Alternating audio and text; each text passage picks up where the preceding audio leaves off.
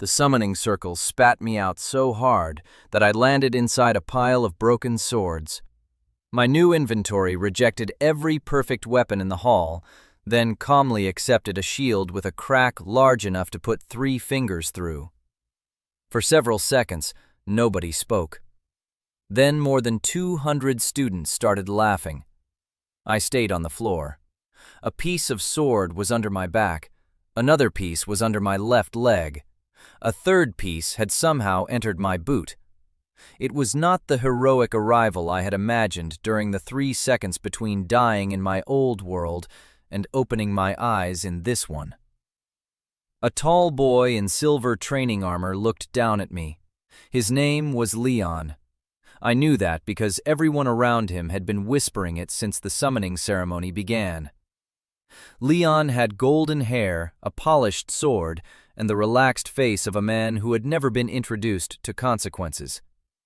He pointed at the cracked shield in my hands. "Is that your chosen weapon?"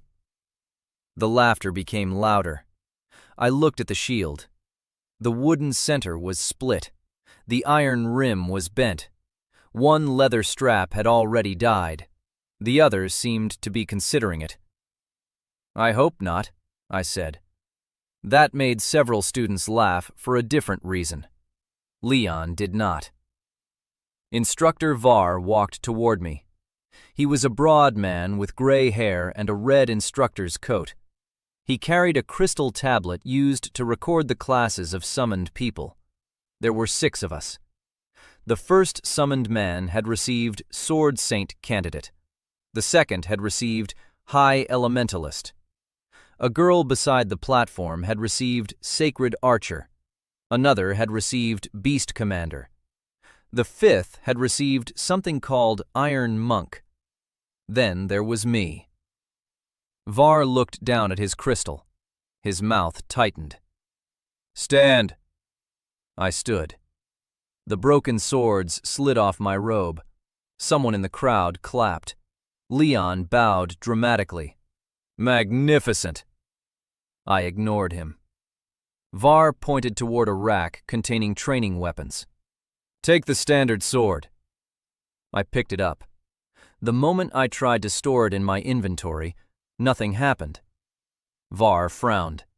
"Again." I tried again. Nothing.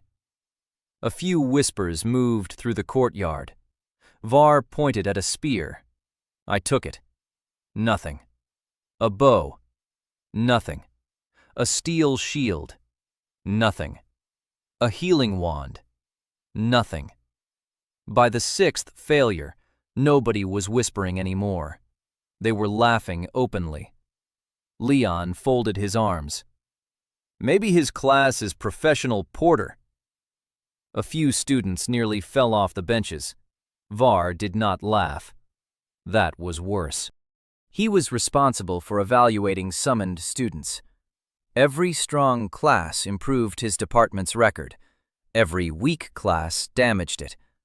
I could see the calculation behind his eyes. I was not a student to him. I was a bad number. "Place your hand on the class stone," he said. I did. The stone remained dark for 3 seconds. Then one thin gray line appeared. Var stared. The crowd went silent again. Words entered my mind. Keeper of the Broken. That was all. No sword mastery, no elemental affinity, no divine blessing. Keeper of the Broken. Leon covered his mouth. He failed to hide his smile. Var read the result aloud. The silence lasted exactly 1 heartbeat. Then the courtyard exploded. "Broken? Is that even a class? What does he keep? Garbage?" Someone yelled, "Give him the broom!" That one was popular. Var lifted a hand. The noise faded. He looked at me. "There are currently 412 registered combat classes in the Imperial Academy system." He paused. "Keeper of the Broken is not one of them." I said nothing. "There are 137 recognized production classes." Another pause. Yours is not one of those either. Leon raised a hand like an eager student. Instructor, perhaps there is a sanitation category. Even Var almost smiled. Almost. He stopped himself. Then he made his decision. Kai, until further classification, you will not join combat training. The crowd reacted immediately. A few students laughed. Others looked uncomfortable.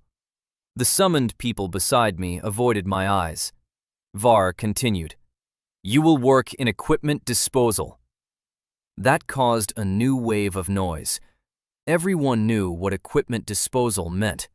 Broken armor, cracked practice tools, failed enchantments, ruined monster gear. The things too useless to repair and too dangerous to leave lying around. The academy kept them below the Eastern Forge until they could be dismantled. Leon stepped closer. Do not worry, Kai. His voice carried across the courtyard. If I break another sword during training, I will make sure they send it directly to you. More laughter. This time I looked at him. Thank you. He blinked. I was mocking you. I know. Then why are you thanking me? Free equipment. The students nearest us laughed. Leon's smile vanished. It was a small thing, but it was the first time that morning that the laughter was not aimed at me. Var pointed toward the eastern buildings. You will report to the forge immediately. I started walking. Behind me, Leon called out, Try not to cut yourself on your legendary arsenal. I raised the cracked shield over my shoulder without turning. Too late. That got another laugh. I left the courtyard with my status at the absolute bottom of the academy. My combat ranking was unlisted. My money consisted of 12 copper coins found in the robe they had given me. My weapon was a shield that could lose a fight against aggressive furniture. Things were going well.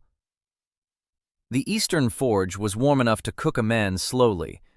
I walked through a stone hallway, past 2 workshops, and found a staircase leading underground. The smell changed immediately. Hot iron, old leather, oil, burned wood, dust. At the bottom, I found a room large enough to hold a small house. It was full of destroyed equipment. Broken swords stood in barrels. Armor plates covered tables. Bent spears leaned against walls. Cracked staffs filled wooden crates. There were hundreds of items, maybe thousands. I stopped at the entrance. Something moved inside my mind. The same feeling I had experienced when touching the class stone. Then a clear thought appeared. Keeper of the Broken had recognized a compatible environment. I looked around. My terrible class had just become very interested. A voice came from behind a stack of metal plates.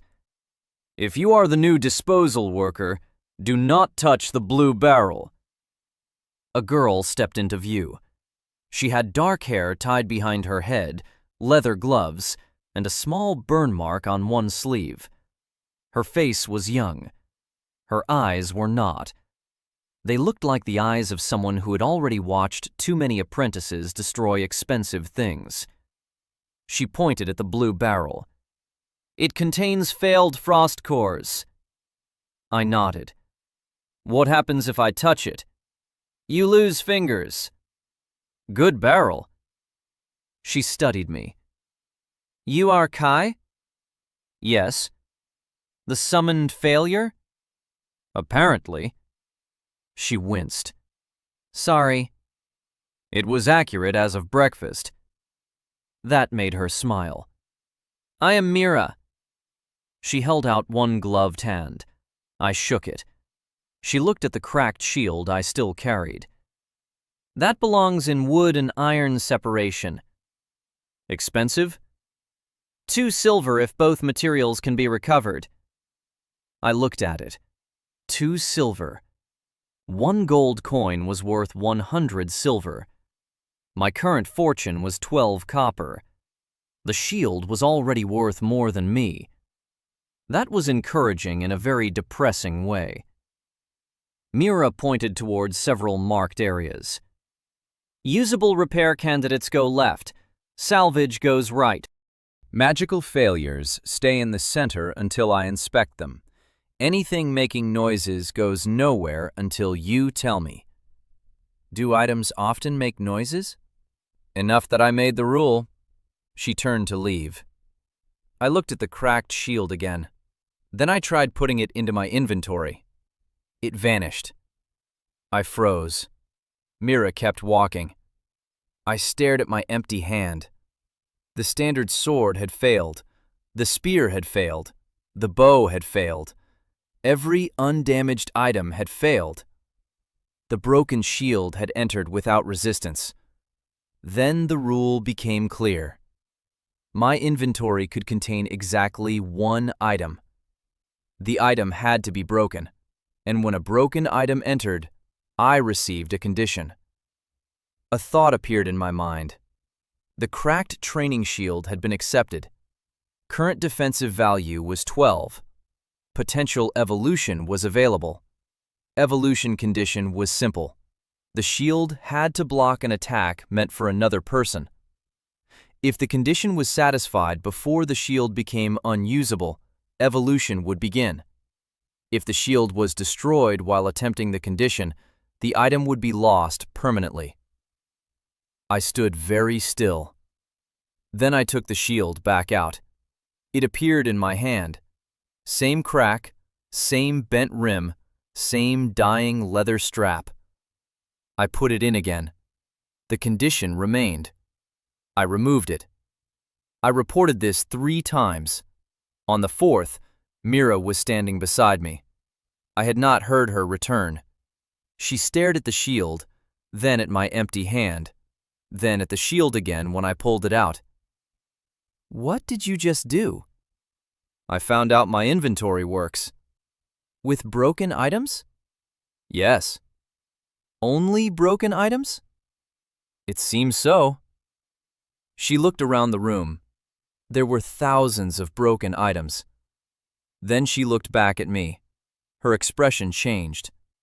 She was the first person in this world who did not look amused. She looked interested. Can you store more than one? I tried placing a broken dagger inside while the shield was stored. It refused. 1. Can you store the dagger instead? I removed the shield and tried. The broken dagger vanished. A new condition appeared. It needed to draw blood from a monster stronger than its previous owner. I immediately removed it. Then I put the shield back. Mira watched everything. You are getting information from them. Yes. What kind? I hesitated. She had been the first person to warn me about frost cores instead of laughing at my class. That was currently enough to earn limited trust. Conditions. What happens if you complete one? I do not know. That was true. Mira stared at the shield. Then we test it. With what? She pointed toward the ceiling. The forge shook. Dust fell. Mira frowned. That. There was a deep crack from the far side of the storage room. A wooden rack carrying armor plates tilted forward. Mira looked up. I saw the problem before she moved. One of the support beams had split. A stack of iron breastplates began sliding. There was no time to think. Mira was directly under them. I pulled the shield from my inventory and ran. She turned. Kai? I hit her with my shoulder and pushed her sideways. Then I raised the cracked shield. The first breastplate struck it. My arm went numb. The second hit harder. The crack widened. The third plate came down like a piece of roof. The shield split almost in half. For one terrible second, I thought I had lost it. Then everything became warm. Not hot. warm. The broken wood folded around my forearm like liquid. The iron rim moved. The pieces did not fall. They crawled. Mira stared from the floor. The shield wrapped around my left arm, climbed toward my shoulder, and formed overlapping dark plates. The broken wood became something flexible beneath them. A small section covered my chest. Then the movement stopped. The ruined training shield was gone. In its place was a fitted piece of living armor. Its defensive value was 48, 4 times higher than before. I looked at my arm. Mira looked at my arm. We both looked at the pile of fallen breastplates. Then Mira said the most intelligent thing either of us had said all day. "Oh." Footsteps thundered down the stairs. 3 forge workers entered. Behind them came an older appraiser named Ren. He stopped when he saw the armor attached to me. "What happened?" Mira pointed. "That was a 2 silver shield." Ren stared. "Was?" She nodded. "Now I have no idea what it is." He approached slowly. The living plates shifted slightly as he touched them. He pulled out a crystal lens. The crystal flashed. Ren's face changed. He checked again, then a 3rd time. "How much?" I asked. He did not answer. Mira leaned closer. "Ren?" He looked at us. "The material quality alone is worth 11 gold. Nobody spoke. He continued. "The defensive enchantment is adaptive." Mira's eyes widened.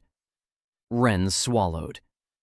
"If it can repeat that response under combat conditions, the lowest legal appraisal would be 40 gold. I looked at the armor. 2 silver had become 40 gold. That was 2,000 times the salvage price. My 12 copper coins suddenly felt very lonely. One of the forge workers ran upstairs. I knew exactly what would happen next. News moved faster than disease in any institution built around young people. Within 20 minutes, half the forge knew.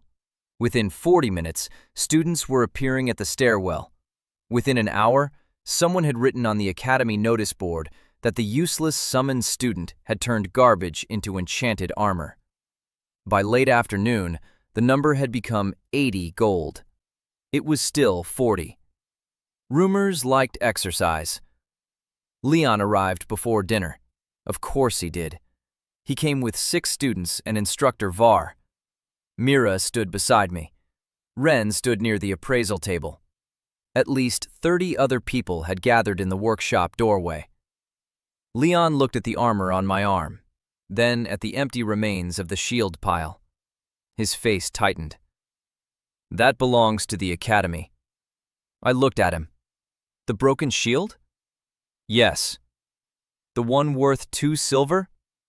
"It was academy property." Var stepped forward. His eyes were fixed on the living armor. "Kai, explain what happened." "I stored a broken shield." A few students laughed nervously. Var did not. "And?" "It had a condition." "What condition?" "I completed it." "And this was the result?" "Yes." Leon shook his head. "That is impossible." Ren crossed his arms. "I watched the appraisal." Leon looked at him. "You did not watch the transformation." Mira spoke. "I did." Everyone turned toward her. Leon frowned. "A forge apprentice?" Mira's expression cooled. "I am a certified junior smith." "You work in disposal." "So does he." A few people laughed. Leon's ears turned slightly red. He pointed at my arm. He stole an enchanted item and replaced the shield. That accusation was more serious. The room became quiet. Var looked at me. If there is any possibility of theft, we must test ownership. Fine. The academy used an ownership crystal for bonded equipment. Ren brought one. By then, more students had arrived. Someone had opened the workshop doors completely. There were at least 60 witnesses. Var placed the crystal on the table. Remove the armor. I tried. The armor flowed down my arm and became a compact shield again. Not broken this time. Its surface was dark iron layered over polished wood. A faint line of light moved along the rim. The crowd reacted. Someone whispered, "It changed back." I placed it on the crystal. The crystal remained clear. Var said, "Kai." I touched it. Golden light filled the stone. The ownership mark formed instantly. Kai, Keeper of the Broken, First Bonded Evolution. The room erupted. People pushed closer. Ren swore. Mira laughed. Leon stared at the crystal like it had insulted his ancestors. Var read the result twice. His face became unreadable. Leon said, "That does not prove he made it." Ren looked at him. "It proves the armor recognizes him as its first bonded owner." Leon opened his mouth. Ren continued, "And the internal enchantment is less than 2 hours old." The students started talking at once. A voice from the back yelled, "Ask him about the broom!" More laughter. Leon turned. Nobody admitted it. I almost respected them. Var raised his voice. "Enough!" The room quieted slowly. He looked at me. "You will surrender the item for academy research." Mira stiffened. I did not. "Is that an order?" "Yes." "Then I want it recorded." Var frowned. "Recorded?" "The item is bonded to me. If the academy takes it, I want a written record saying the academy confiscated my personal equipment." Several students went quiet. Var's jaw tightened. That was not the response he expected. I understood his position. If the item was real, it was valuable. If my class could make more, I was no longer a bad number. I was a number he wanted to own. He changed approach. "It is not confiscation. It is temporary examination." "Then it stays with Ren." Ren blinked. Mira hid a smile. Var stared at me. "You are in no position to negotiate." A voice came from the doorway. "He is if the item is bonded." The academy quartermaster had arrived. She was a small, older woman named Sarah. Apparently, rumors had finally reached someone who cared about paperwork more than pride. She examined the crystal. Then she looked at Var. "Bonded summoned equipment cannot be seized without compensation or a safety ruling." Var looked unhappy. Leon looked worse. Sarah turned to me. "The original shield was academy scrap." "Yes." "Salvage value?" Ren answered, 2 silver. Sarah opened a coin pouch. She placed 2 silver coins on the table. "Kai buys the scrap." I looked at her. "That simple?" "That's simple." She looked around the crowded room. 63 witnesses saw the transaction. Leon said nothing. Sarah pushed the coins toward Ren, who accepted them for the Forge account. Then she nodded at me. "The evolved item is yours." The room exploded again. Someone began clapping. Then another person joined. I had arrived that morning as the academy's joke. By sunset, students were standing in a forge applauding because I had legally purchased a legendary shield for 2 silver after it had already become valuable. Leon left first. That improved the mood. Var stayed long enough to tell me that I would report for further evaluation the next morning. Then he left too. The crowd followed slowly. For the first time all day, the forge became quiet. Mira leaned against the workbench. "You realize everyone is going to talk about you tonight." I noticed. "What will you do?" "Eat." She stared at me. "That is your plan?" I was publicly humiliated, discovered a dangerous class, nearly got crushed by armor, created something worth 40 gold, got accused of theft, and argued with an instructor. I counted on my fingers. I have earned soup. Mira laughed.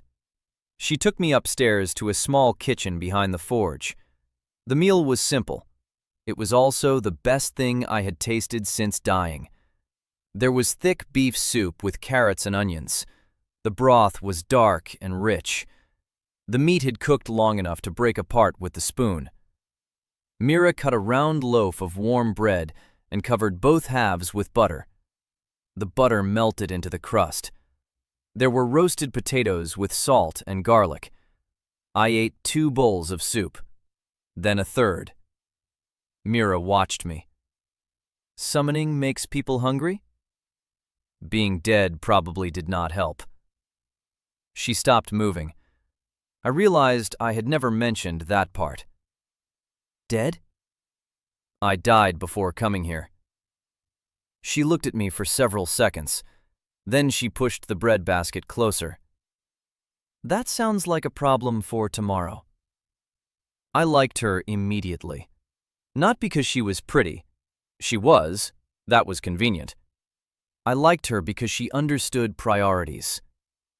After dinner, Ren paid me 3 silver for helping clear the fallen rack and another silver for sorting enchanted scrap. My money increased from 12 copper to 4 silver and 12 copper. My strength had gone from no equipment to a shield with 48 defensive value. My status had gone from academy garbage to the most discussed new student in the Eastern Wing. 3 scales, all moved in one day. I returned to the small room assigned to me in the summon dormitory. Someone had written "Keeper of Trash" on my door. Under it, someone else had added, "Makes better gear than Leon." I left both.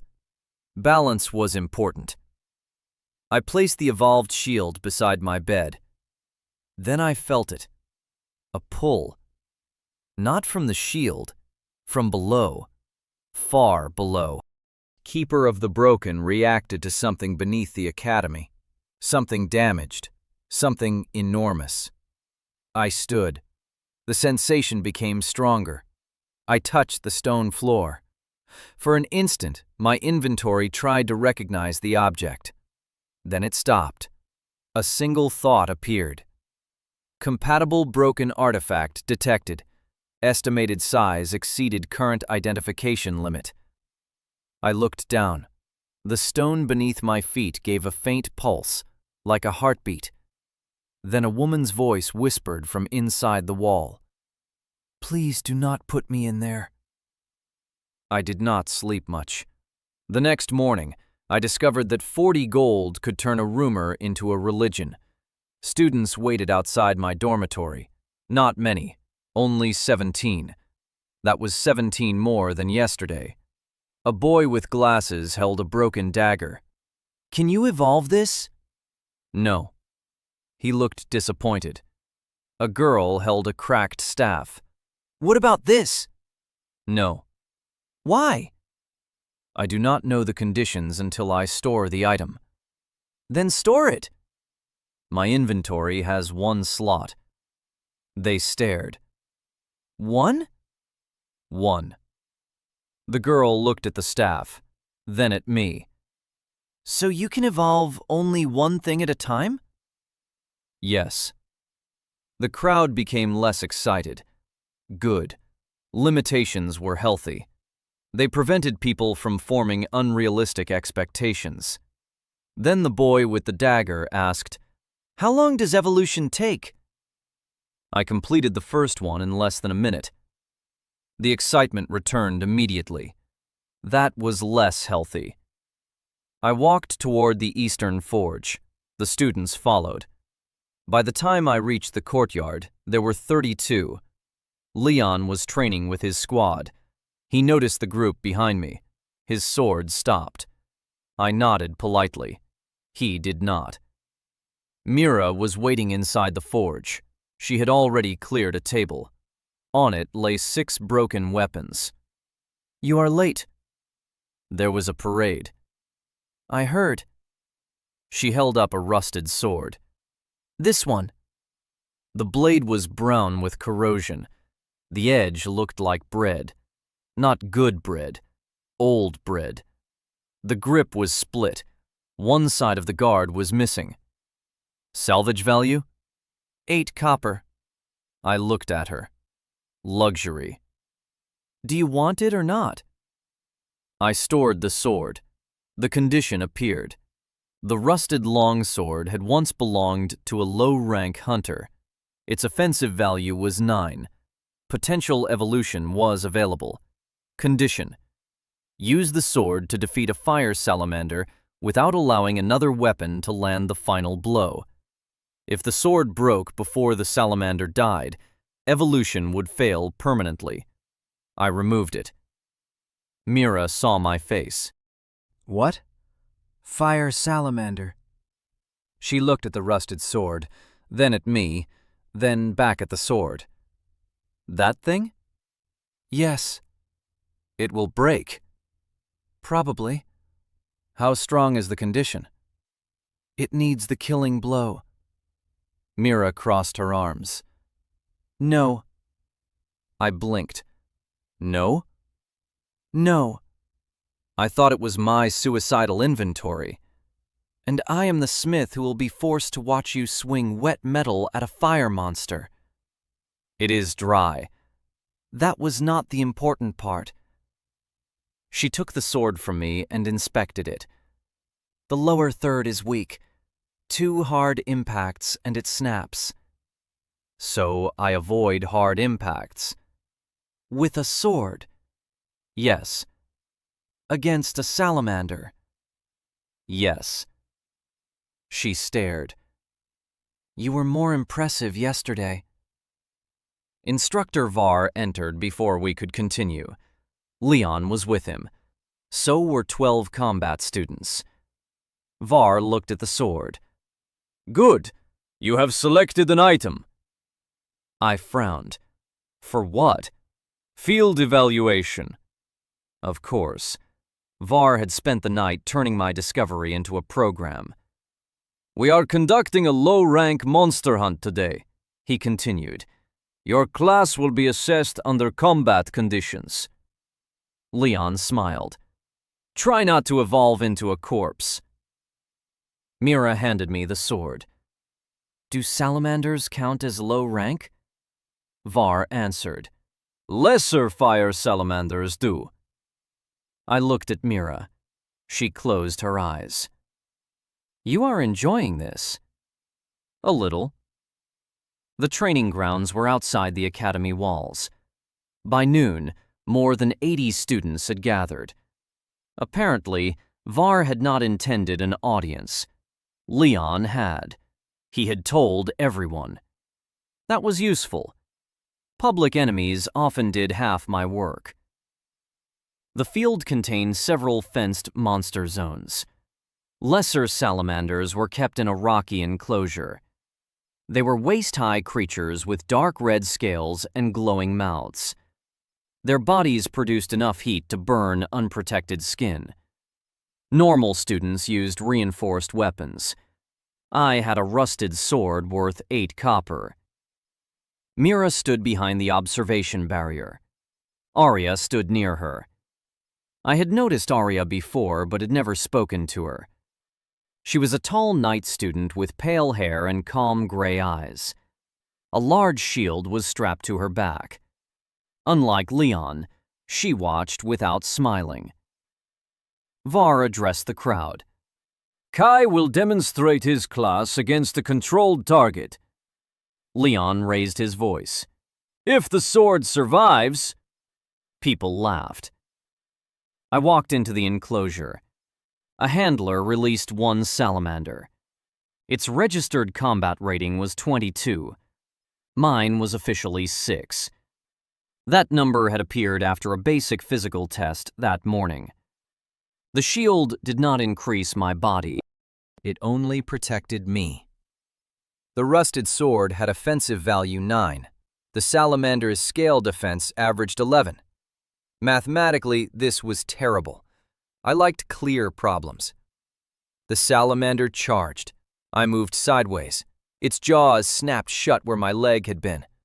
I did not strike. The crowd murmured. It turned, charged again. I moved. Leon called out, "Are you fighting it or taking it for a walk?" More laughter. The salamander opened its mouth. Orange light formed inside. That was the attack I wanted. I raised the evolved shield. Fire struck. The living armor spread across my arm and shoulder. Heat washed around me. My defense held. The crowd stopped laughing. The salamander paused. I ran forward, not at its head, at its front leg. The rusted sword cut into the softer joint, shallow. The blade bent slightly. 1 strike remaining, maybe 2 if the universe liked me. The salamander screamed. It spun. Its tail hit the shield hard enough to push me 3 steps. The crowd reacted. Mira gripped the barrier. Leon shouted something. I did not hear it. I watched the monster. Its injured leg changed its movement. Every 3rd step was shorter. I waited. 1, 2, short. I moved in. The salamander snapped at my shield. I let it. Its teeth closed on the living plates. Then the armor reacted. The shield expanded around its jaw. For half a second, the creature could not release me. I drove the rusted sword into the soft gap under its chin. The blade entered. The salamander thrashed. The sword cracked. I pushed deeper. The crack widened. The monster's claws hit my chest armor. The living plates held. The sword was almost broken. I twisted. The salamander collapsed. Silence. Then the sword caught fire. Not the rust, the blade. Red-orange flame raced along the metal. The corrosion burned away. The cracked grip repaired itself in black wood. The missing guard regrew as dark steel. The sword became straight, clean, sharp. Its offensive value rose from 9 to 54. It gained flame infusion, 6 times the base attack. The enclosure was silent for 1 more second. Then 80 students lost their minds. People shouted. Several jumped onto the lower rail. One of the handlers forgot to close the inner gate. Var yelled at him. Mira was laughing so hard she had one hand over her mouth. Arya stared at the sword. Leon did not move. I raised it. Flames moved along the edge without burning my hand. Someone yelled, "How much is that worth?" Ren was in the crowd, naturally. Appraisers could smell money from another province. He pushed toward the barrier. "Bring it here." Var objected. "Evaluation is not finished." Ren ignored him. I stepped out. He used the crystal lens. The fire reflected in his glasses. He checked the blade, then looked at me. "Minimum market value is 120 gold. The crowd went silent. Yesterday, 40 gold had shocked them. Today, 120 made them forget how to breathe. Leon finally spoke. "That is not possible." Ren turned. "I am beginning to enjoy hearing you say that." Several students laughed. Leon's face hardened. Var stepped between us. "The item must be studied." I looked at him.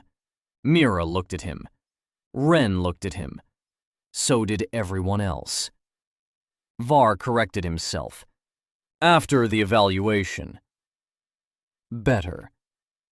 The salamander hunt also produced a monster core. The Academy paid students for legal field kills. A lesser fire salamander core was worth 6 gold. Its hide was worth 2. The glands were worth another 3. My total reward was 11 gold. I had started yesterday with 12 copper. By noon on my second day, I possessed 11 gold, 4 silver, 12 copper, a living shield worth 40 gold, and a flame sword worth 120. My listed combat rating rose from 6 to 18 after the field assessment. Not because my body had changed. Because the Academy finally counted bonded equipment. My ranking moved from unlisted to 193rd among first-year combat students. There were 308. I had moved from nowhere to the middle in less than 2 days. That was when Leon made his mistake. He stepped into the testing enclosure. I challenge the result. Var looked at him. On what grounds? Kai fought one lesser salamander using an unknown enchanted shield. We do not know whether the sword caused the victory. The crowd began whispering. Leon looked at me. Let us both fight identical targets. Same level, same conditions. I understood him then. He did not hate me because I was weak. He hated uncertainty. Leon was ranked 7th among first-year combat students. His family had paid for private training since childhood. The top 8 students would enter the elite expedition group at the end of the term. He had built his entire year around protecting that position. Yesterday, I was garbage. Today, I had jumped more than 100 places. He could not predict where I would stop. Fear wearing expensive armor was still fear. Var considered the challenge. The crowd wanted it. That mattered. Approved, he said. 2 salamanders were released into separate lanes. Leon drew his polished silver sword. It was worth around 30 gold. His combat rating was 41. Mine was 18. He smiled at the spectators. The start signal sounded. Leon attacked immediately. He was fast, much faster than me. His first strike cut across the salamander's shoulder. His second opened its side. Students cheered. He moved beautifully, efficient, trained. He would have killed me in a normal sword fight. That was fine. I had no interest in normal sword fights. My salamander charged. I raised the flame sword. The monster stopped. Its instincts recognized the heat. Interesting. I stepped forward. It backed away. The crowd noticed. Leon landed a third strike. His salamander screamed. Mine refused to approach. I lowered the blade. Then I threw a small stone. It hit the creature's head. The salamander became angry. Anger defeated caution.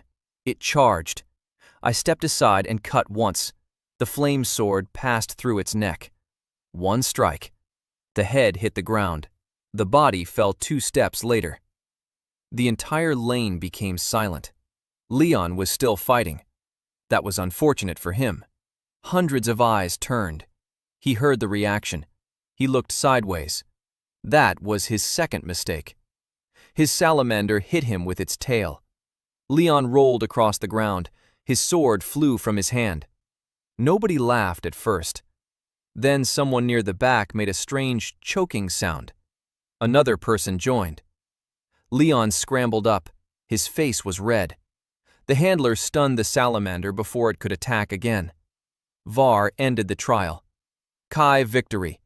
Time difference, 43 seconds. The crowd erupted. This time the laughter was not kind. Leon walked out of the enclosure with dirt on his face and no words. I did not insult him. I did not need to. A public loss had its own voice.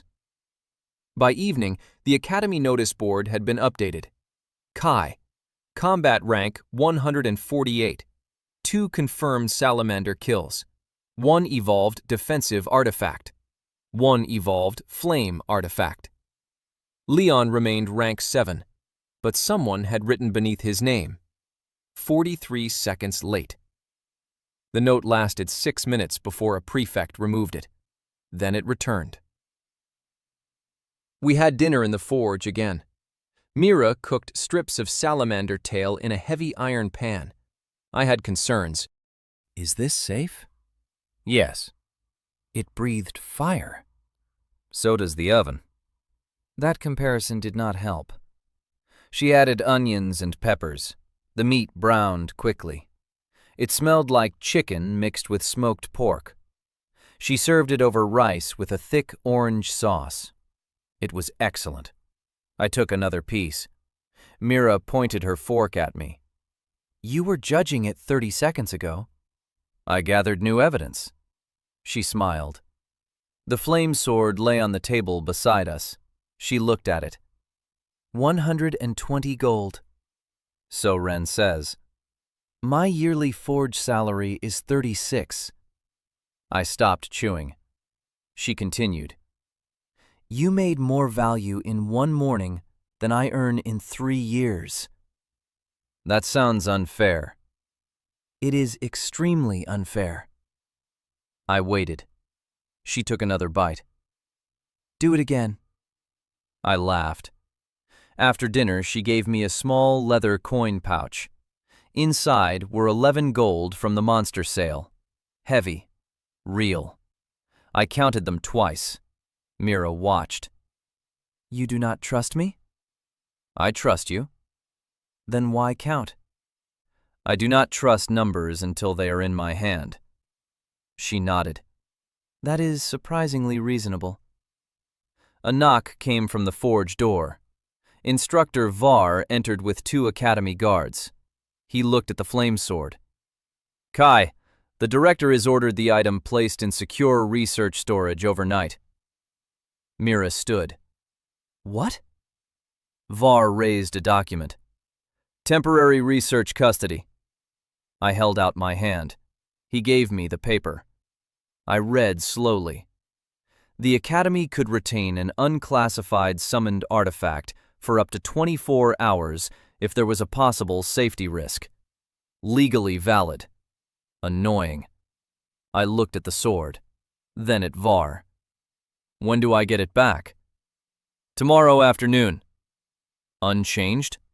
Of course. Mira looked ready to argue. I handed him the sword.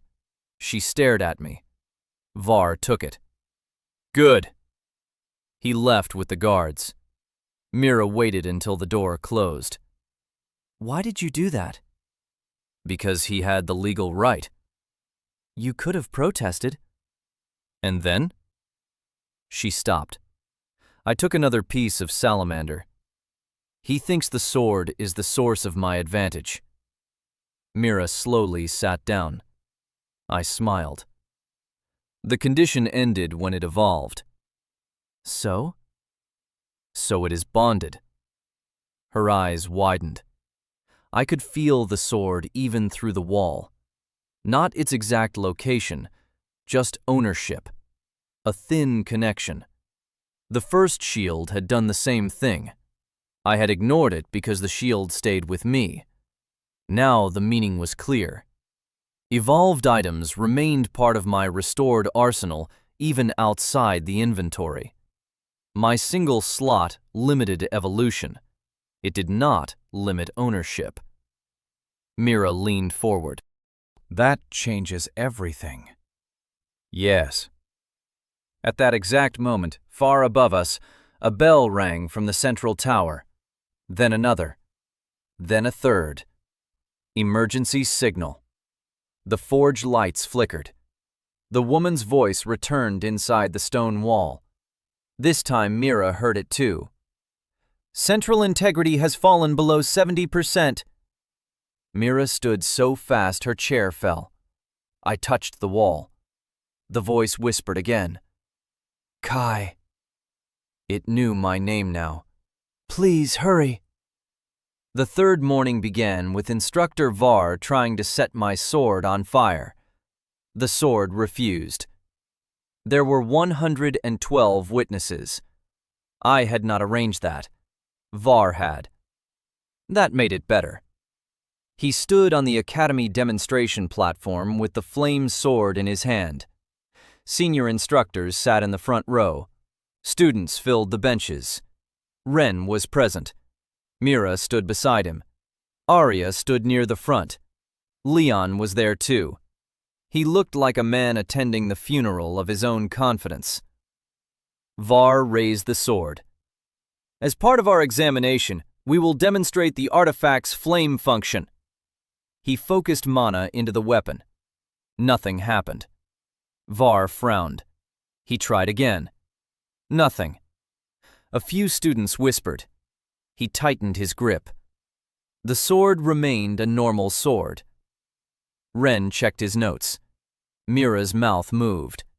I could read the words. This is going to be good. Var tried a third time. A tiny spark appeared. It burned a small hole in his sleeve. Someone laughed. Var lowered the sword. The artifact may require a specific mana pattern. Ren called from the side. It activated instantly yesterday. Var's eyes moved toward him. Ren smiled. Twice. Var looked at me. Kai. I walked onto the platform. He held the sword out. The moment my fingers touched the handle, flame exploded along the blade. Not a small flame, a bright column rose above my head. The front row leaned backward together. The crowd shouted. Var nearly dropped the weapon before I fully took it. The fire settled. I held the sword casually. It felt warm, obedient, alive in a simple way. Ren stepped forward with the ownership crystal. He had planned this. Good man. Let us test something. I placed the sword over the crystal. The words appeared. First bonded owner, Kai. Artifact state, evolved. External use permission. Owner authorization required. The crowd became very quiet. Ren read the last line aloud. Then he looked at Var. Did Kai authorize you? Var's face froze. I answered, No. The silence lasted half a second. Then the benches exploded. Students shouted. Some laughed. Others stood to see better. Mira looked like she wanted to frame the moment and hang it over the forge. Var raised his voice. The item was under legal research custody. Ren nodded. Custody is not ownership. A senior instructor leaned toward another. Someone in the second row said, much too loudly, So he confiscated it and could not even use it? That destroyed the room. Even several instructors laughed. Var's face became red. He had wanted a public demonstration. He got one, just not the version he planned. The academy director had not attended. That saved Var from total ruin. It did not save his reputation. By lunch, the story had reached every student building. The official notice said the research test had confirmed owner-exclusive activation. The unofficial notice said Instructor Var had stolen a sword and been rejected by it. The second version spread faster. I received the sword back immediately. More importantly, Quartermaster Sarah found me after the demonstration. The temporary custody order exceeded permitted interference. I nodded. She handed me a document. The Academy owes compensation. How much? 25 gold. I looked at her. For one night? For unauthorized activation attempts on a bonded item. I considered that. Can he borrow it again? Sarah almost smiled. No. My wealth rose from 11 gold and change to 36 gold and change. My combat rating increased again after exclusive equipment bonding was confirmed. 18 became 23. My first-year rank moved to 121. Strength, money, status, all rising. That was when Arya approached me. She waited until the crowd had thinned. Then she placed a wrapped object on the table in front of me. It was heavy, very heavy. She removed the cloth. A shield lay underneath, or what remained of one. The metal was silver gray. A crest of a white bird was split down the center. The upper edge had been crushed inward. The core crystal was black. Mira stopped working when she saw it. Arya. Arya nodded. Ren took one look and became serious. That is the Vale family shield. Arya's expression did not change. It was. I looked at her. What happened? My brother carried it during the Northern Breach 3 years ago. Her voice remained calm. He died. The room became quiet. The shield was recovered. She touched the broken crest. Every master smith we hired said the core was dead. Mira stepped closer. How much did your family pay for restoration attempts? 400 gold. I looked at the shield. Value before damage? Arya answered. Approximately 3,000. That was the most expensive broken object I had ever been near. I did not touch it. Why bring it to me? She looked directly at me. Because yesterday I watched an 8 copper sword become something a 30 gold weapon could not match. Fair. I stored the shield. It vanished. The condition hit me immediately. My stomach tightened. The Vale Guardian shield had defensive value 20 before destruction. Previous peak defensive value was 82. Potential evolution was high. Condition: protect the shield's rightful heir from an attack with enough force to kill the keeper. The shield itself had to receive the decisive impact. If the rightful heir died during the attempt, evolution would fail. If the shield was destroyed before the condition was satisfied, the item would be lost permanently. I took it back out. Arya watched me. Well? I looked at her. This one can evolve. Mira inhaled. Arya did not move. What is the condition? I told her. Nobody spoke. Ren slowly removed his glasses. Mira said, No. That was becoming her favorite word. Arya's eyes stayed on me. You would have to protect me. Yes. From something capable of killing you. Yes. And if we fail? The shield disappears permanently. Arya looked down at the crest. For the first time, her calm expression broke. Only slightly. That shield was not equipment. It was the last thing her brother had held. 400 gold had already failed to save it. I pushed the shield toward her. You do not have to decide now. She looked at me. You are refusing? I am refusing to gamble your family relic while you are emotional. Mira went completely still. Arya stared at me for a long moment. Then she wrapped the shield again. Everyone else asked how much I would pay. I am not everyone else. No. She lifted the shield. You are not. She left. Mira waited until the door closed. That was intelligent. I occasionally make mistakes. She smiled. Then the emergency bell rang. Not one bell, all of them. The walls shook. A deep sound rolled beneath the academy. The female voice whispered from the floor. Outer seal failure. Mira looked at me. You heard that? Yes. So I am not losing my mind. Not because of this. She pointed a hammer at me. Another bell sounded. Students began running outside. Ren entered from the side room. Monster breach. The academy had been built over an old dungeon seal. That fact would have been useful earlier. Apparently, the seal had weakened during the night. Several monsters had escaped into the lower training forest.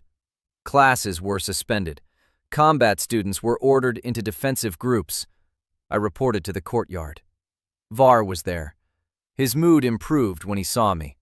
Not because he liked me, because monsters were a problem, and I had a 120 gold sword. Leon stood with his squad. Arya stood nearby. She had her normal training shield, not the family relic. Var assigned positions.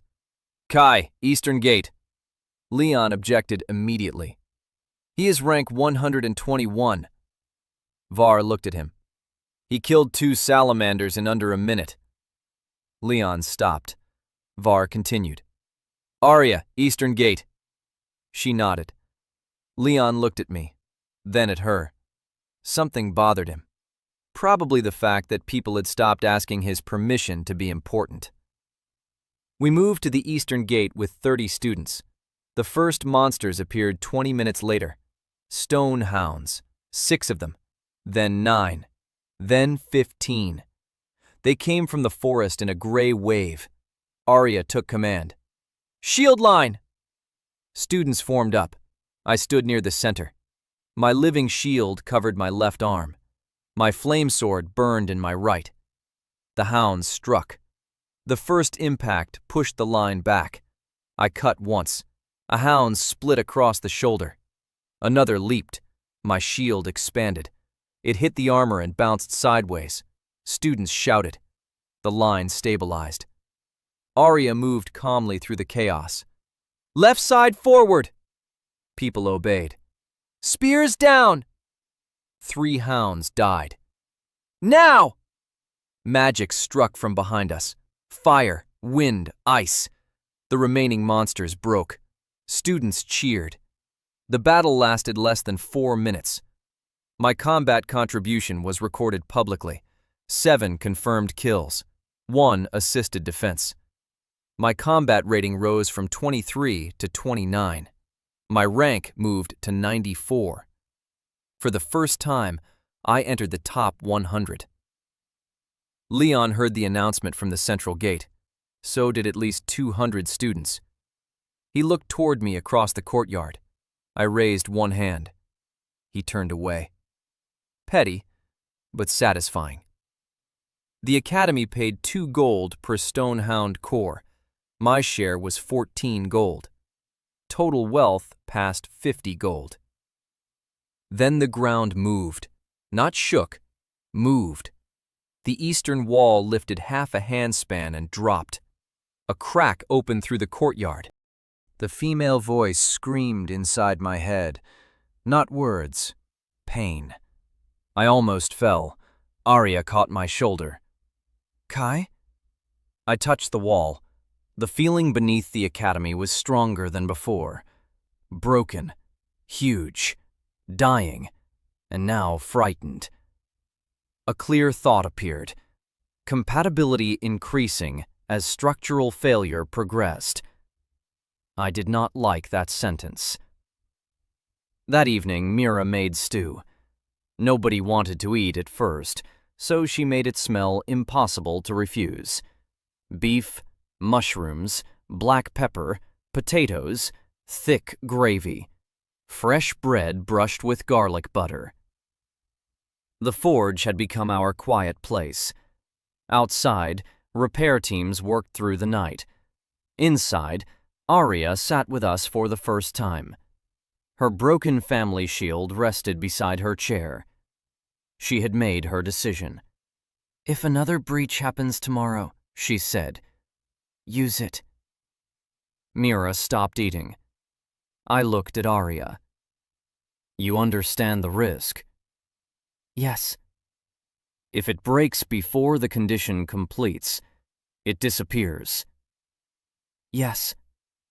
If I judge the situation wrong, your family loses it forever. Arya looked at the wrapped shield. My brother carried it because our family motto says, a shield exists to stand between death and another person. She looked back at me. For 3 years, it has done nothing. Her voice stayed steady. I would rather risk its end than leave it broken in a box. I understood that. Broken things had a strange dignity. Some deserved more than preservation. Some deserved another purpose. I stored the Veil shield. My inventory became full. That meant I could not evolve anything else until the condition ended. The choice had weight now. I felt it. Mira served me more stew. You look serious. I am holding 3,000 gold inside my inventory. Arya corrected me. It is currently worth almost nothing. That does not help. For a while we ate.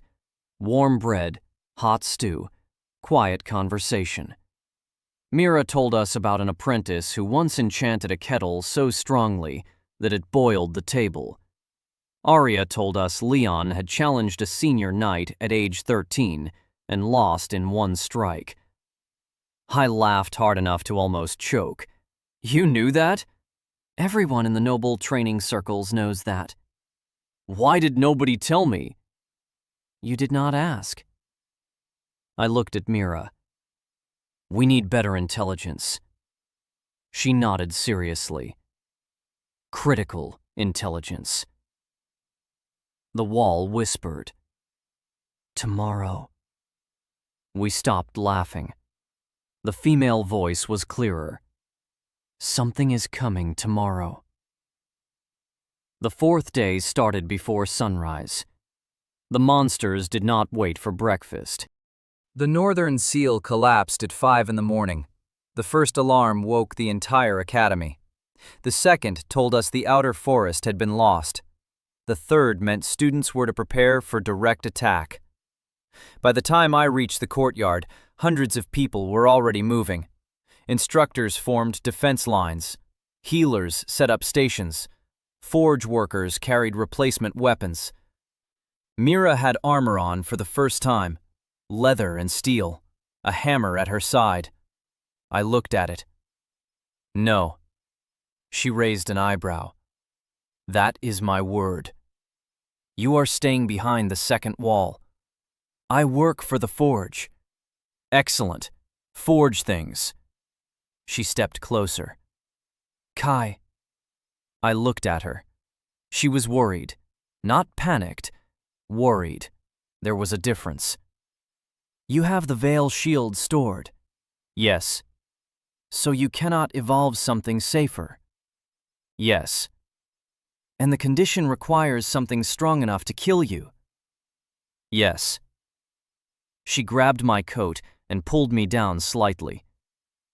Then do not become creative. I am rarely creative. You fought a fire salamander with rust. Efficiently. She released me. Arya approached. She was in full plate. Her training shield was on her arm. My family shield? Safe. For now? Yes. She nodded. The gates opened. The first wave arrived. Not stone hounds. Iron boars. Huge creatures with black tusks and mineral plates across their backs. The front line struck them. The sound was like wagons crashing into a building. Students flew backward. Arya shouted orders. I drew the flame sword. One boar charged. I cut its front leg. The blade burned through the joint. It fell. 3 students finished it with spears. Witnesses everywhere. Every kill was being recorded by Academy crystals mounted on the walls. Public proof. No rumor needed. The second boar reached the line. My living shield caught its tusk. The impact pushed me backward 4 steps. I turned the force aside. Arya drove her sword into its neck. The crowd behind us cheered. Another wave, then another. By sunrise, 37 monsters were dead around the eastern gate. My confirmed kills reached 12. Assists reached 9. Combat rating increased from 29 to 38. Rank moved from 94 to 63. The Academy announced the update over the courtyard speakers. Hundreds heard it. Leon was now rank 9. He had fallen 1 place. Not because he lost power, because 2 emergency promotions had passed him. The elite expedition group accepted only 8. I saw him hear the announcement. His face changed. Then he fought harder. That was his motivation in its purest form. Not cruelty. Panic. He needed that position. His family expected it. His future depended on it. And every time my name rose, he heard a door closing. The second wave broke at mid-morning. The Academy paid emergency rewards immediately to keep students fighting. My share from cores and defense bonuses was 32 gold. My total wealth passed 80 gold. Mira found me during a short rest. She handed me a meat bun. It was hot. I stared at it. Where did this come from? The kitchen. You went to the kitchen during a monster siege? People need food during monster sieges. The bun was soft and slightly sweet. Inside was minced pork with onion, pepper, and thick sauce. I ate it in 6 bites. She handed me another. I loved this woman a little. I did not say that. Dying in another world had taught me patience. The ground shook. The third wave arrived. This time, something walked behind the smaller monsters. A horned ogre. 3 times my height. Iron chains wrapped around both arms. A broken gate beam served as its club. It looked like a refrigerator with anger issues had married a building. The Eastern defenders stopped cheering. Var arrived on horseback. Elite monster. Arya stared. Rating? A handler checked the detection crystal. His face drained. 87. Our line contained students mostly between 20 and 50. Var shouted, "Fall back to the inner wall!" The ogre roared. The sound shook dust from the towers. Students retreated. Most of them. Arya did not. A smaller monster had knocked down 2 first-years near the gate. She ran toward them. I saw the problem before she did. The ogre saw her. It lifted the gate beam. Arya! She turned. Too late. The club came down. I opened my inventory. The Veil Guardian shield appeared on my arm. It was still broken, still dead, still carrying a split crest. I ran. Arya looked at me. Kai! I reached her 1 step before impact. I raised the dead shield. The ogre's club struck. There was no dramatic sound. For me, there was no sound at all. Everything became white. My knees hit the ground. The shield cracked. My left shoulder felt like it had been torn away. The club lifted. I was still alive. Barely. The shield was worse. A new fracture crossed the crest. Students screamed from the inner wall.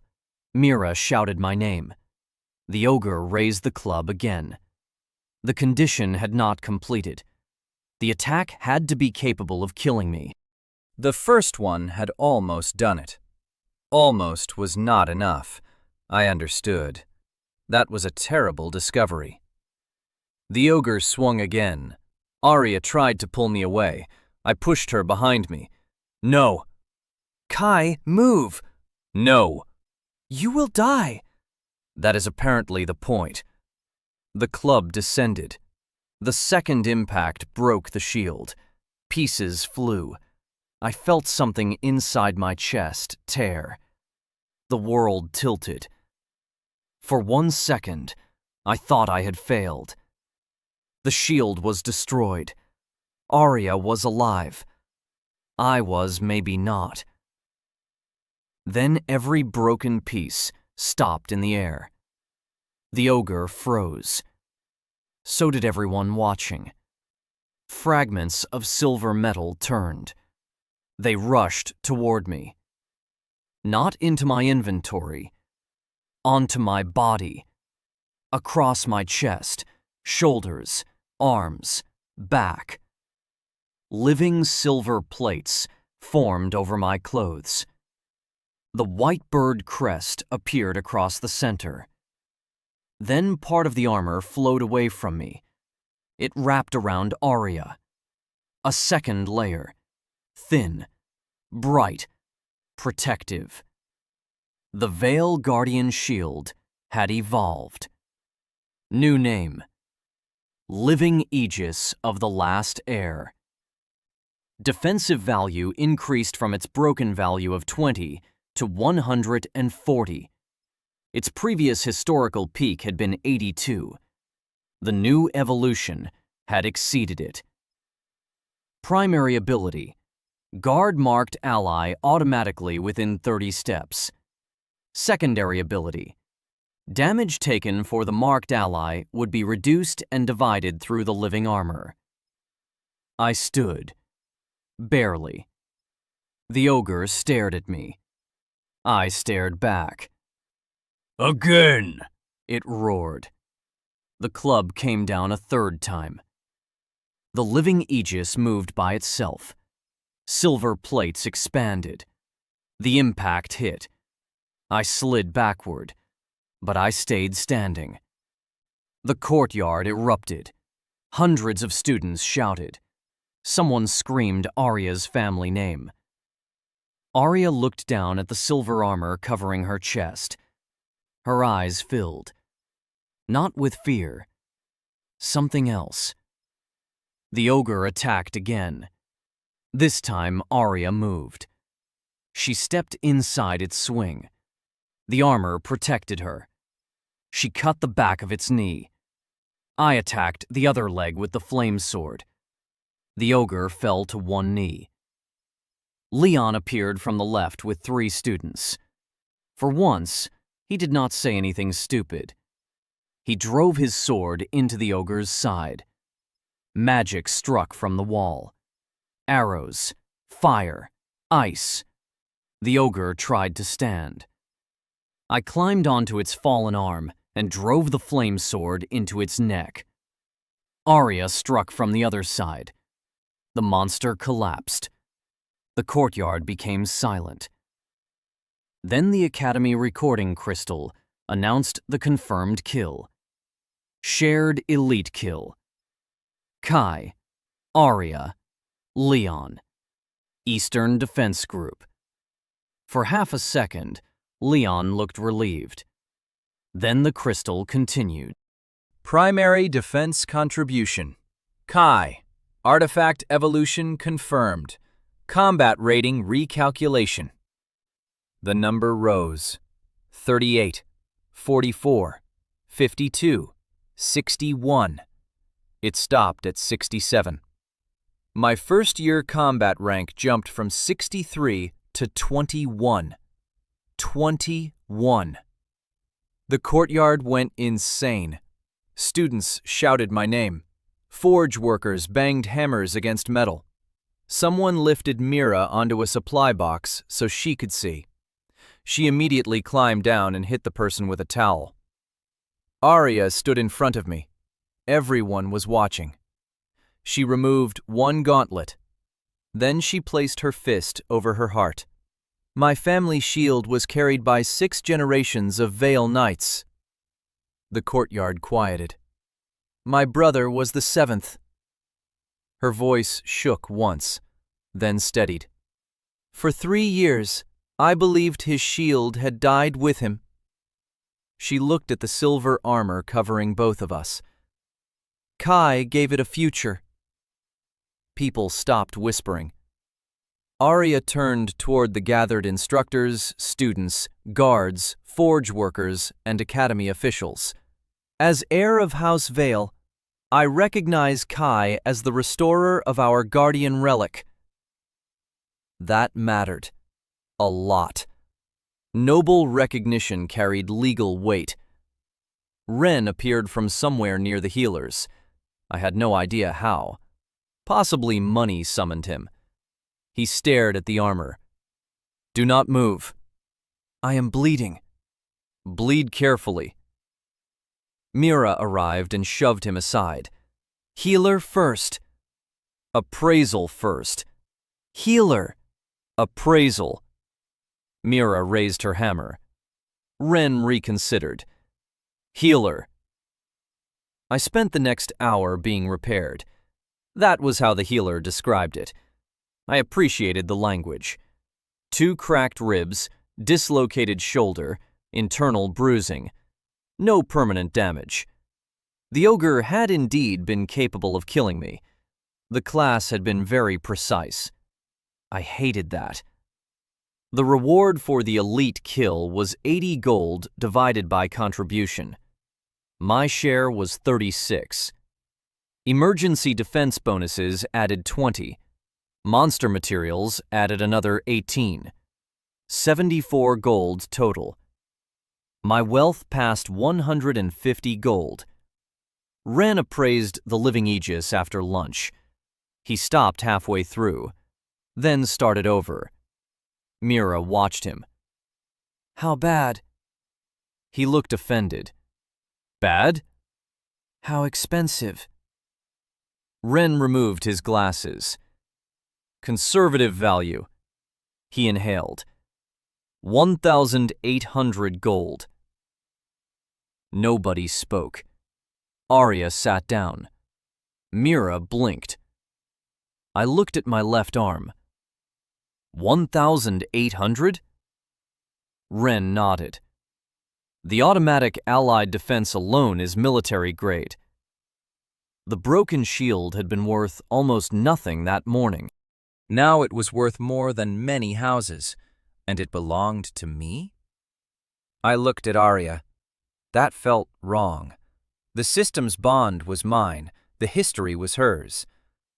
We need an ownership agreement. She looked at me. No. No? The relic accepted you. It is your family shield. It was. She touched the new crest. This is something else. I considered that. You should still have permanent use rights. Arya nodded. That I accept. Ren looked between us. I will prepare a contract. Mira sighed. Wonderful. The garbage worker now needs artifact law. By afternoon, the story had reached the city outside the academy. People gathered at the outer road. Merchants sent messages. Nobles requested meetings. The notice board had to be guarded because students kept adding numbers beside my name. 8 copper sword, 120 gold, broken shield, 1,800 gold. Someone added Leon's current rank, 9. That was cruel. Then the elite list updated. Emergency merit had moved another student above him. Leon dropped to rank 10. He stared at the board. A crowd stood around him. Nobody laughed at first. Then one student whispered, 43 seconds. That phrase had become immortal. Leon turned sharply. I was walking past with Mira. His eyes met mine. For a moment, I expected a challenge. Instead, he said, You think this is funny? I stopped. No. He looked surprised. I continued. You are stronger than me without artifacts. The crowd quieted. Leon's face changed. You trained for years. I arrived 4 days ago. He said nothing. You are losing because you keep fighting my progress instead of your own ranking. Nobody laughed now. That was more painful than mockery. Leon's jaw tightened. You do not understand what happens if I lose the expedition seat. Then tell me. My father removes me from the academy. That explained a lot.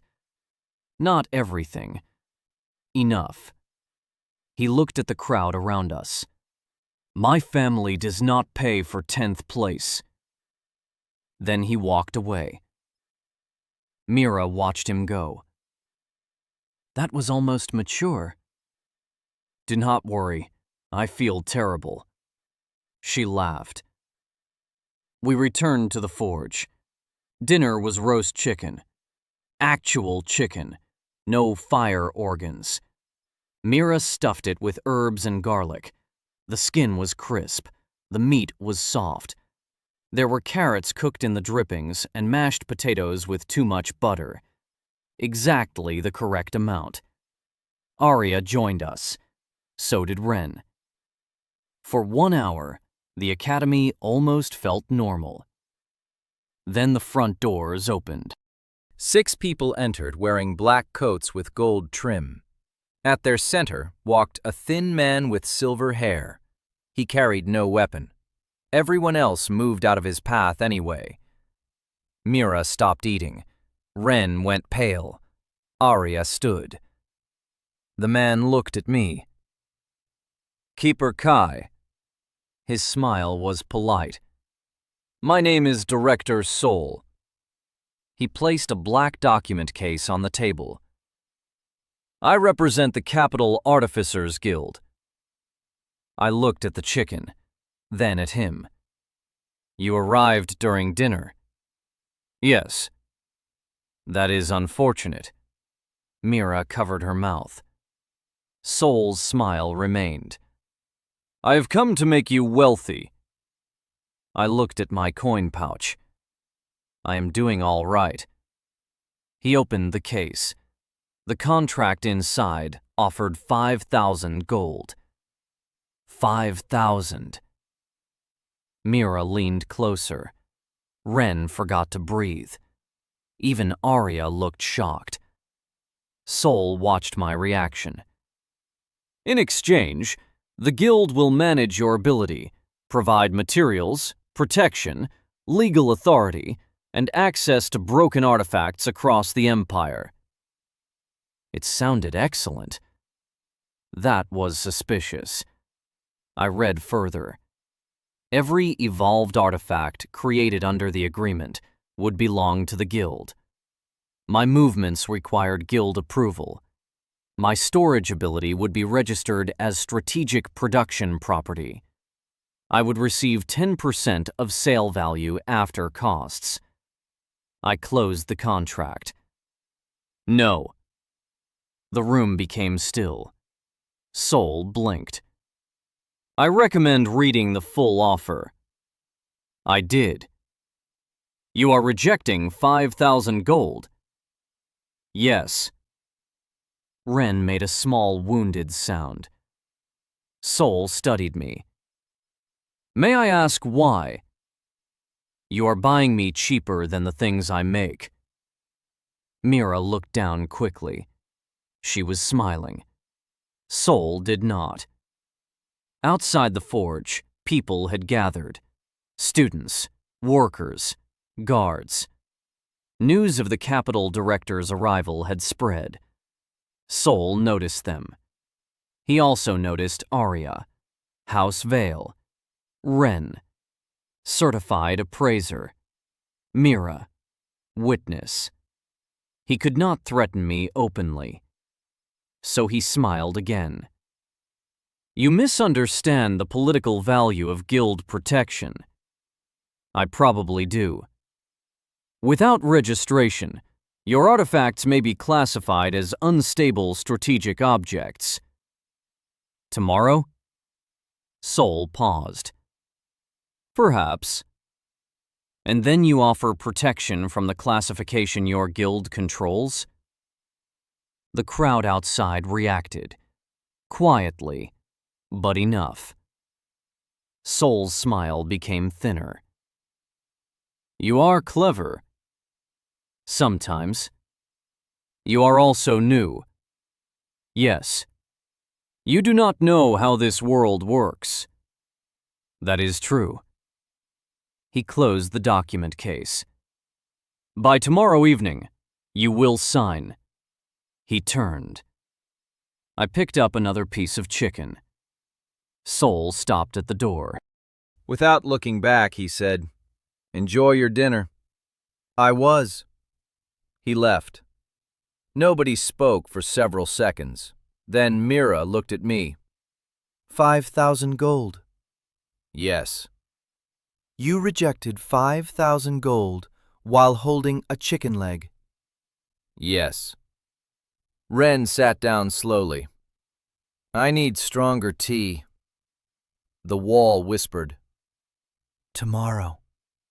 The voice was weaker than before. Core failure imminent. I stopped eating. The floor pulsed once. Then my inventory recognized something for a fraction of a second. Not a shield, not a sword, not a weapon. A structure. A magical object surrounding me in every direction. Then the identification vanished. I looked at Mira. She had heard the voice. Arya had too. Director Saul had arrived to take control of my future. Something beneath us was trying to survive until morning. I had a feeling those problems were related. The 5th day began with the Capital Artificers Guild declaring me dangerous. They did it publicly. That was considerate. A temporary stage had been built in the central courtyard. Students filled the surrounding steps. Instructors stood near the academy banners. Guild officials occupied one side. Director Saul stood in the center. Instructor Var stood 3 steps behind him. He looked uncomfortable. Good. Mira stood with Forge staff. Arya stood with House Vale observers who had arrived before dawn after hearing about the evolved relic. Leon was near the student ranks. He did not look at me. Saul addressed the crowd. Kai's ability has produced 3 unregistered artifact transformations in 4 days. 3. Living Shield, Flame Sword, Living Aegis. Each transformation exceeded normal repair limits. The crowd murmured. Saul continued. This is not a judgment of Kai's character. That meant a judgment of my character was coming. However, uncontrolled artifact evolution may threaten public safety. There it was. Today, we will conduct a formal class examination. He looked at me. If Kai demonstrates safe control, the guild will issue temporary independent status. And if I do not? Saul smiled. Your ability will be placed under licensed supervision. The crowd understood what that meant. So did I. Var had tried to control my sword. Saul wanted to control the hand holding it. The examination used broken items selected by the guild. That was smart. They wanted conditions I could not predict. The first was a cracked mana lamp. I stored it. Condition: restore light by carrying the lamp through complete magical darkness. Easy. Too easy. Suspicious. The guild created a dark barrier. I entered. Walked 20 steps. The lamp evolved. Its light became blue-white and pierced the barrier. The crowd cheered. Saul did not. Ren appraised it. Broken value, 1 silver. New value, 9 gold. My 4th successful evolution. Strength did not rise much. Money did. Reputation did. The guild paid 9 gold because the test rules transferred completed items to me unless dangerous. Saul had written those rules before understanding my success rate. I liked paperwork more every day. The second item was a broken chain glove. Condition: catch a weapon aimed at my heart. Mira hated it immediately. I used Leon. That surprised everyone, including Leon. I looked at him across the platform. Want to help? He frowned. With what? Try to stab me. The courtyard became silent. Leon stared. Mira shouted, "No!" Saul raised a hand. The condition must be verified. Leon stepped forward slowly. You are serious? Yes. What if the glove fails? Then aim accurately. He looked almost offended. I always aim accurately. Good. That was the most Leon answer possible. He took a training sword with a blunted but reinforced tip. The guild verified that a direct thrust could seriously injure an unarmored target. I removed my normal armor. Mira looked ready to kill both of us. Leon stood 3 steps away. You trust me? No. His mouth twitched. That sounded more like you. He attacked. Fast. The sword came directly at my chest. I moved my broken glove into its path. The chain links snapped. The blade continued. My hand closed. Metal flashed. The broken glove rebuilt itself around my fingers. Black chains extended across my wrist. I caught Leon's sword 6 inches from my chest. The courtyard erupted. Leon's eyes widened. I twisted. The sword came out of his hand.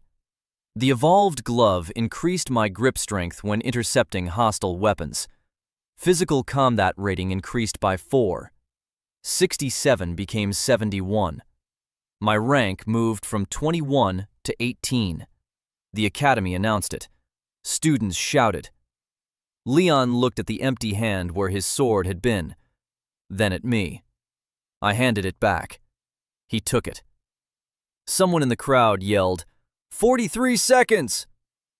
Leon closed his eyes. Even I laughed. He turned toward the crowd. Find a new joke. A student shouted, Rank 10!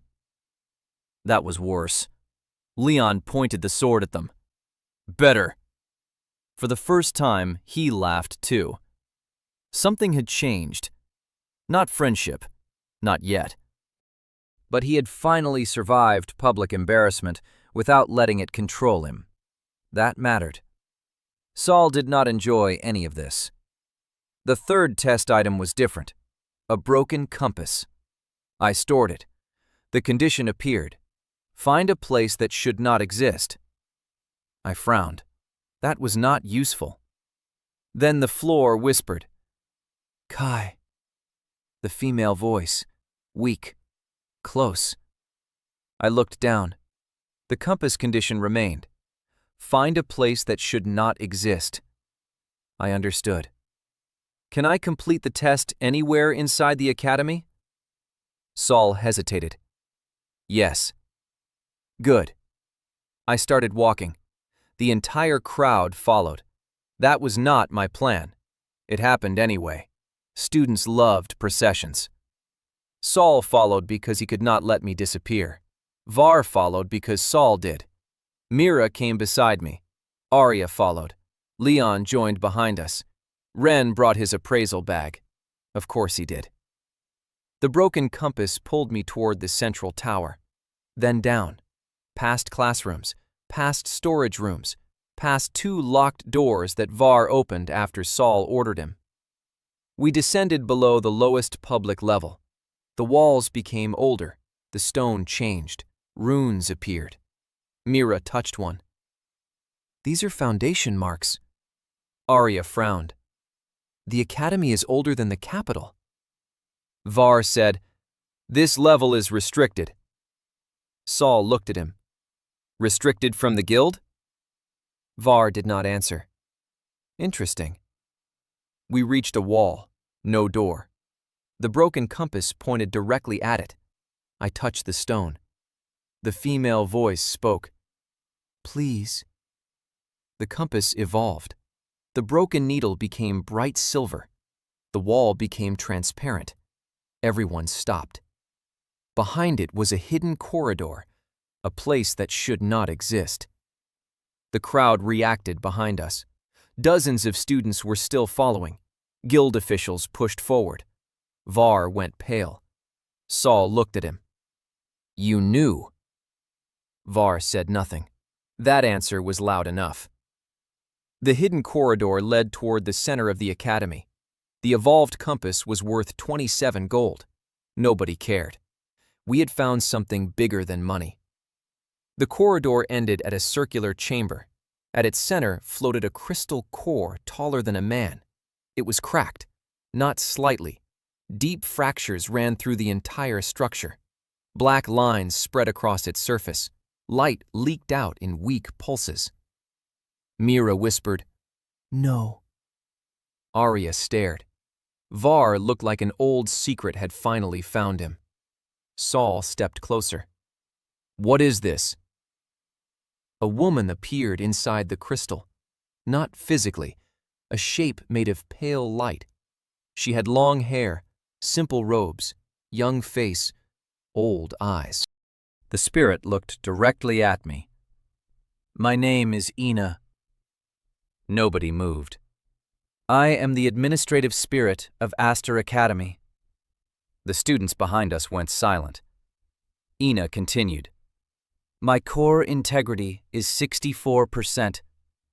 A piece of crystal broke off. It dissolved before hitting the ground.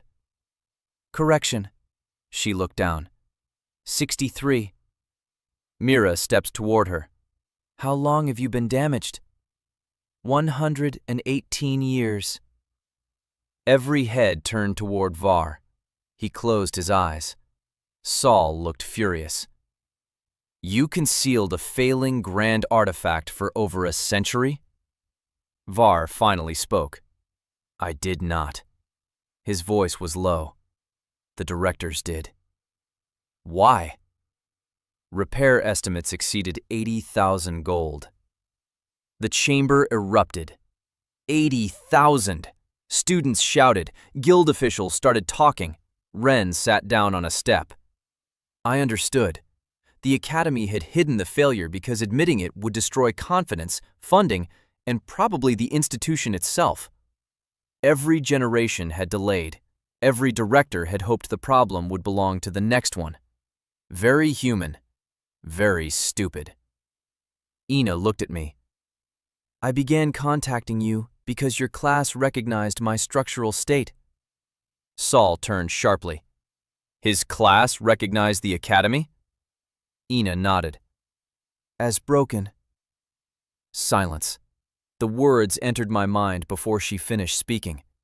Keeper of the Broken had identified a compatible artifact.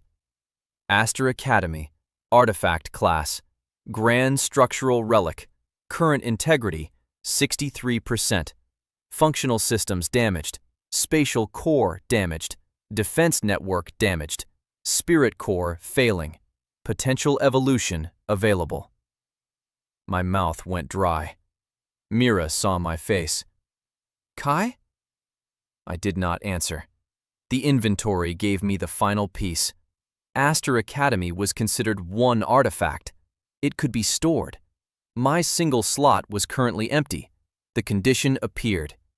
Place the academy into broken inventory. Complete its evolution requirement before midnight. Evolution requirement would be revealed only after storage. Failure would destroy the stored artifact permanently. Everything inside the artifact at the time of destruction would be lost with it. I looked around. Students, instructors, Mira, Arya, Leon, Ren, Saul, Ina, the entire academy. One broken item, one slot, one failure condition. Mira stepped closer. "What did you see?" I answered quietly. "My inventory can take it." Nobody spoke. Saul laughed once, not because it was funny, because his mind rejected the sentence. "Take what?" I looked at him. The academy. The chamber went completely silent. Even the distant alarms seemed to stop. Ina closed her eyes. So it is possible. Var staggered backward. Arya whispered, The entire academy? "Yes." Ren stood again. How? I do not know. Mira asked the important question. What happens if you fail? I looked at her. Her face changed before I answered. The artifact is destroyed. Saul stepped forward. "No." I looked at him. He was no longer smiling. "No experiment will be conducted on an Imperial educational artifact." Ina turned toward him. I will cease function within approximately 31 hours. Saul ignored her. "The guild will assume control of the core." Ina looked at him. Your repair probability is below 6%. The students reacted. Saul's face hardened. "We have capital specialists." Your capital specialists inspected me 14 years ago. Var looked shocked. Ina continued. They recommended concealment. That was a direct hit. The crowd behind us erupted. Guild officials began arguing. Saul raised his voice. "Silence!" Nobody listened. For the first time, his authority failed publicly. Students shouted questions. Instructors demanded answers. House Vale observers began recording statements. Ren loudly asked whether the guild planned to charge 80,000 gold for another 6% chance. Mira laughed. Saul heard her. His face became cold. He turned toward me. "You will not touch the core." I looked at Ina. "How many people are currently inside the academy?" 4,211. More than I expected. "If I store the academy, what happens to them?" I do not know. That was bad. "Can we evacuate first?" Yes. "How long?" Minimum estimate, 3 hours. "Good. Possible." Saul stepped between us. "There will be no evacuation." Everyone turned. He realized how that sounded. Too late. Mira said, You want 4,000 people to stay inside a dying artifact? Saul changed direction. "An evacuation would cause panic in the city." Arya spoke. The academy core is failing. "Which is classified information." Arya's expression went cold. My family has students here. House Vale does not control this institution. No. She looked at the crowd. But you do not control the truth anymore. That landed. Hundreds of people had followed us. Students were already running messages upstairs. There was no hiding this. Saul looked at Var. "Seal the lower level." Var did not move. "Now!" Var looked at the cracked core, then at the students, then at me. For 4 days, he had protected his position, his funding, his authority. He had tried to confiscate my sword because admitting he misjudged me would hurt his career. Now the cost was different. 4,000 people. He made his choice. "No." Saul stared at him. "What?" I said no. The students behind us reacted. Var straightened. Astor Academy will evacuate. For the first time since I met him, I respected him. Saul's voice became quiet. You understand what this will do to your career. Var looked at the dying core. Yes. Then he turned to the students. Begin evacuation. The chamber exploded into movement. Bells rang. Messages spread. Instructors ran upstairs. Guild officials argued with academy staff. Ina projected routes through the halls. I stood near the core. Mira remained beside me. You are thinking about doing it? Yes. You do not know the condition? No. You do not know what happens when a building enters your inventory? No. You do not know whether everyone can get out in time? Correct. She crossed her arms. You are very calm. I am terrified. She blinked.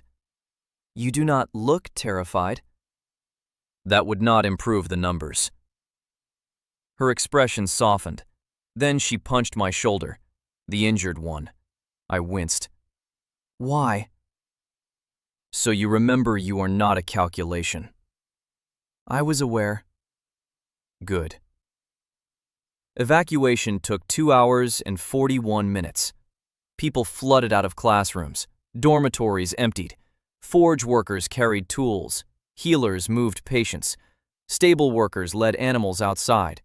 Students gathered beyond the academy walls. The city noticed immediately. Rumors spread. Then facts. The Grand Academy Corps was failing. The Guild had known. Kai's class could possibly evolve it, possibly destroy it. By late afternoon, thousands stood beyond the outer grounds, witnesses, more than I had ever wanted. The Academy announcement board displayed evacuation numbers: 3,000, 3,500, 4,000, 4,100, 4,200, then 4,211. Complete. Ina's projected body stood beside me in the empty courtyard. Mira refused to leave. So did Arya. So did Leon. So did Var. I looked at them. Why are you still here? Mira answered first. Someone has to make sure you do not put yourself in the inventory by accident. Arya touched the living Aegis. My family relic is bonded to you. Leon folded his arms. If you destroy the academy, my ranking becomes meaningless. I stared at him. That is your reason? No. Better. Var said nothing. I looked toward the gates. Director Saul stood outside with guild guards. He had finally left the grounds. Good. I turned to Ina. Can you leave? She smiled. No. Of course not. The spirit was part of the artifact. She had always been the one person who could not evacuate. Mira looked at her. We can find another way. Ina shook her head. There is insufficient time. The core integrity had fallen to 58%, then 57%. I felt the academy through my class now. Every cracked wall, every failed rune, every blocked mana channel. It was not simply a building. It was an enormous magical machine that generations of people had lived inside without understanding. And it was broken. That was my specialty. I walked to the center of the courtyard. Thousands of people watched from beyond the gates. Recording crystals floated over the walls. Capital messengers had arrived. House Vale observers, merchants, guild members, city guards. My first day, 200 students laughed because I received the worst class. 5 days later, half the city was waiting to see whether that class could swallow an academy. Life had range. I placed my hand on the central stone. Broken inventory responded. Compatible artifact confirmed. Only one slot was available. The academy required the entire slot. I looked at Mira. Go outside. No. Mira. No. If this works, I do not know what happens to anyone inside. She stepped closer. Then you need a witness. There are several thousand. They are outside. I looked at Arya. She nodded toward Mira. She is correct, Leon said. Unfortunately. Mira smiled at him. I almost like you now. Please do not. Var looked at me. I will remain. No. His expression hardened. I am the senior academy authority present. That is why you are leaving. He frowned. If I fail, someone needs to manage what comes after. There would be nothing after for Ina. Maybe nothing for the academy. Var understood. Slowly, he nodded. Arya left next. Leon followed. At the gate, he stopped. Kai. I looked at him. If this works... He hesitated. I waited. He sighed. Do not jump directly above rank 10. I smiled. No promises. He left. Only Mira remained. I pointed. She pointed back. No. Ina spoke softly. Mira. Mira looked at her. If Kai succeeds, I will need someone outside to verify spatial reappearance. Mira hesitated. Ina continued. That person should understand artifact structure. It was a polite lie. Mira knew. So did I. But it worked. She walked toward the gate, then turned. Kai? Yes? Dinner. What? You still owe me dinner. I thought you cooked. Then you owe ingredients. I nodded. Fine. She backed through the gate. Do not make me collect from your ghost. The gate closed. I stood alone inside the academy with Ina. Outside, thousands waited. Director Saul spoke through an amplification crystal. Kai, by authority of the Capital Artificers Guild, you are ordered to stop. I ignored him. He continued. This action constitutes unauthorized interference with a strategic Imperial artifact. I touched the ground. The academy pulsed. Ina looked at me. Are you ready?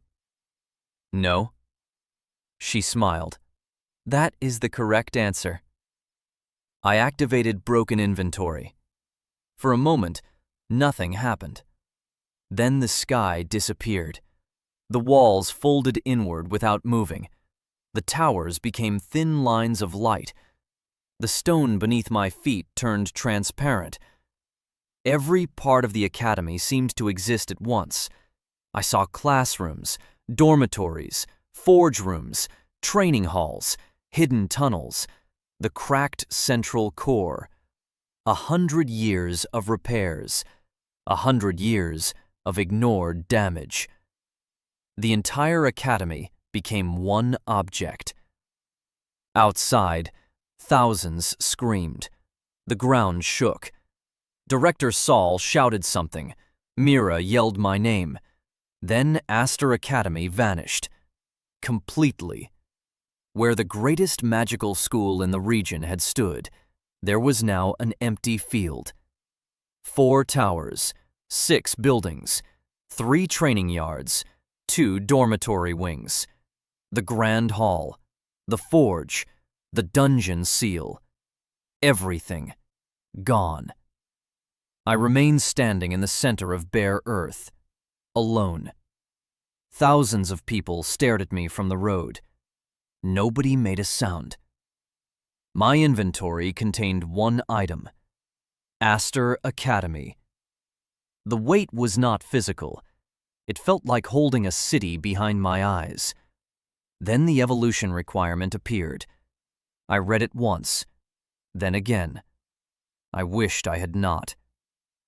Aster Academy could evolve. Required condition: before midnight, The Keeper had to restore the purpose that the Academy had lost. The Academy had been created to protect the world from what slept beneath it. For 118 years, it had failed that purpose. To complete evolution, the Keeper had to enter the sealed dungeon alone, reach the original Foundation chamber, and defeat the entity whose awakening had damaged the Academy core. Time remaining, 6 hours and 12 minutes. Failure would permanently destroy Aster Academy and Ina. Then a second message arrived. The stored Academy had revealed the true dungeon classification: Imperial Catastrophe Level. Outside, Director Saul saw my face. He smiled for the first time since the evacuation. Then the ground beneath the empty Academy site cracked open. A black hand larger than a carriage pushed through the earth. Thousands of witnesses screamed. The first finger touched the surface, then the second. Ina's voice whispered from inside my inventory. Kai. I looked at the thing climbing out from beneath the Academy. Yes? That is not the entity you need to defeat. The ground split wider. Something below the hand opened an eye. Ina finished quietly. That is only its guard.